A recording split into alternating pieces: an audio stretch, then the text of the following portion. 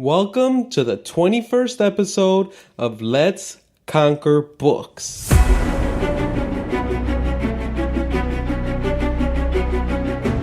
Jerry Seinfeld said, "A bookstore is one of those pieces of physical evidence we have that people are still reading."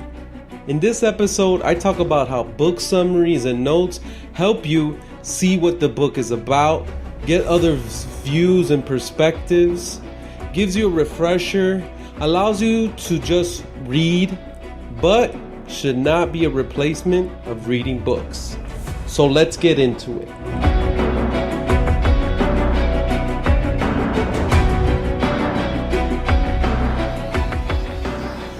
I'm your host, Alexander the Great Reader, and this is a place where we read, study lessons, and build our inner power because the next level we are going to reach doesn't tolerate cowards. So book summaries and notes. There's a lot of big websites out there like Blinkists, Cliff Notes, Spark Notes, companies like Eureka, Instaread. Those are the big ones when it comes to summaries and notes for books. They give you quotes from the books, takeaways from the books, key analysis from the book, reviews in the books, recommendations for other books. And you can get these summaries and notes as ebooks, audio versions of these summaries and notes. I've seen articles written. I also seen video formats. A lot of people on Instagram are creating health programs where they just kind of summarize the book and help you use what the book recommends in your own life, either in finance, health. So that's just a little quick summary, no pun intended, of book summaries and notes. So to me, the first purpose of book summary and notes is to see what the book is about. So say someone recommends you a book or you see something online about a book, before buying it, before going to the library, go to Spark Notes. That place is free, or you can invest into Instaread or Eureka and see if it's a book worth buying. See if it's a book that you're interested in, topics you're interested in. See if the information is something that you want to obtain and use and apply. It also helps you, seeing what the book is about. It helps you not to spend time reading books you don't want to read. You don't want to be reading a book and halfway through you find out, I don't even like this book. I don't like this information. I don't agree with it. I don't agree with nothing this book says. I don't know why people are recommending this book. So it helps you read books that you're not interested in, and the other reverse is to read books you're interested, and to see if what the content inside this book is what you're looking for or not looking for. The second purpose is it gets others' views or perspectives. I think this is important because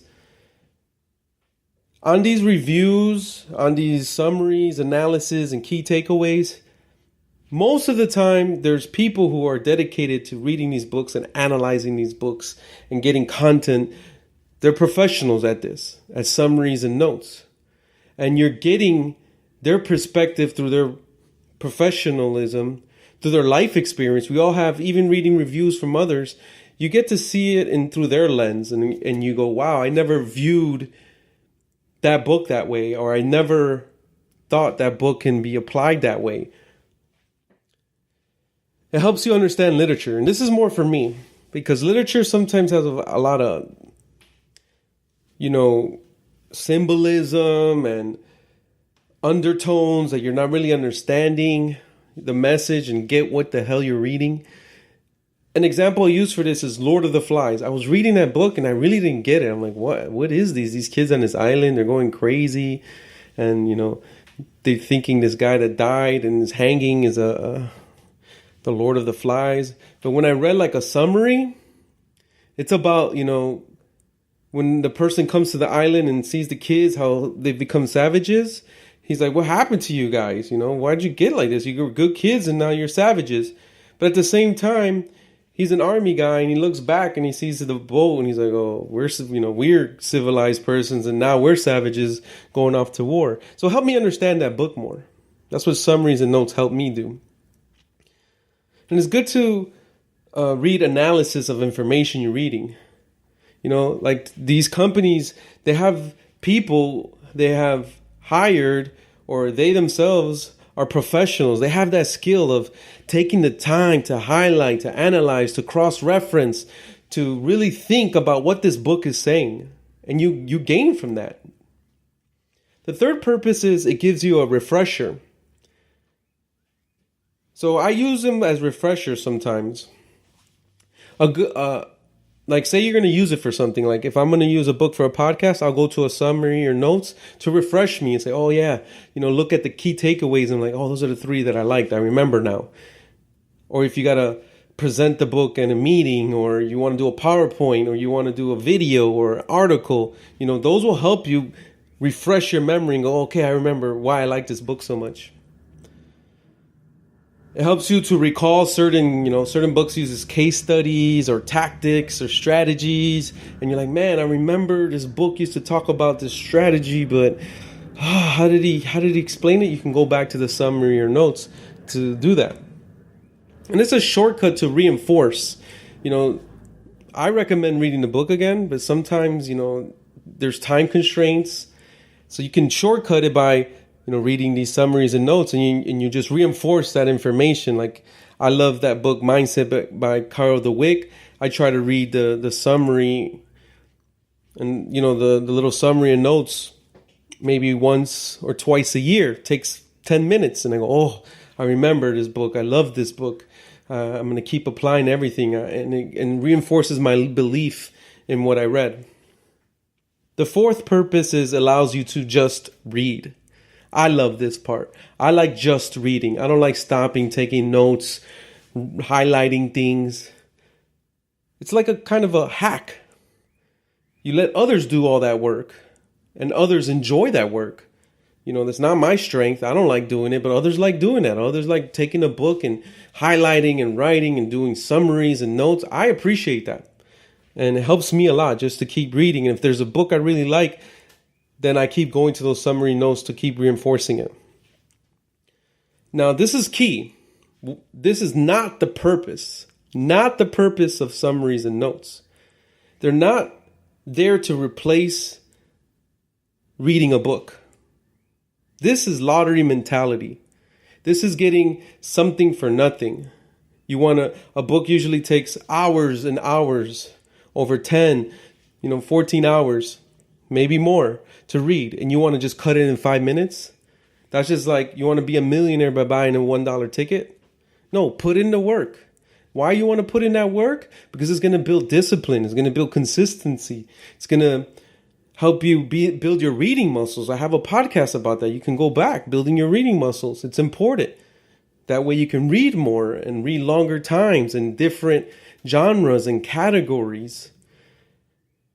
And I read a lot of books and a lot of authors, a lot of successful people that have done biographies, and I've read them. They all read books. Successful people read books. You're never going to get away from it. If you're looking to be successful at anything in life, books are part of that success.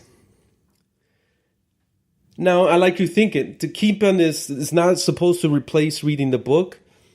You wouldn't go on iTunes and just listen to those little snippets, the 30-second snippets of an album, and say, oh, that album sucks or that album's good just from those 30 seconds. Only listen to 2-3 lines, 2-3 songs and snippets of either songs and say the album sucks. You wouldn't watch trailers and say, oh, I get the movie and that movie sucks, or yeah, that movie's great, I saw the trailer.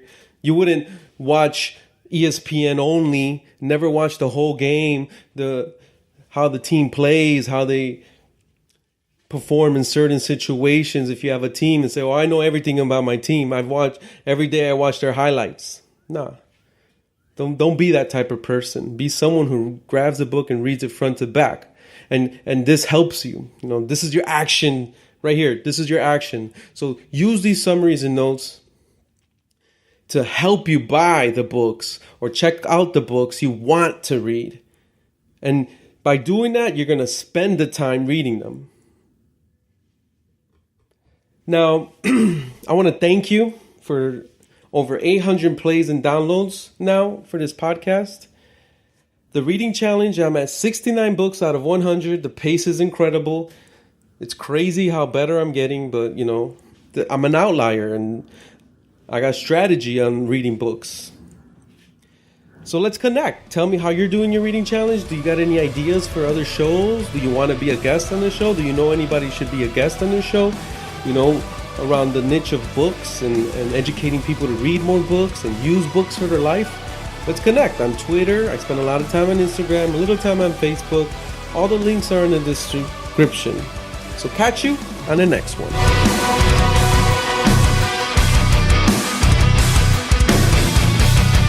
Please subscribe to this podcast on iTunes, Stitcher, Google Play, Anchor, or any other platform that has podcasts so you don't miss the next episode where I talk about the 4 agreements you should make when reading books.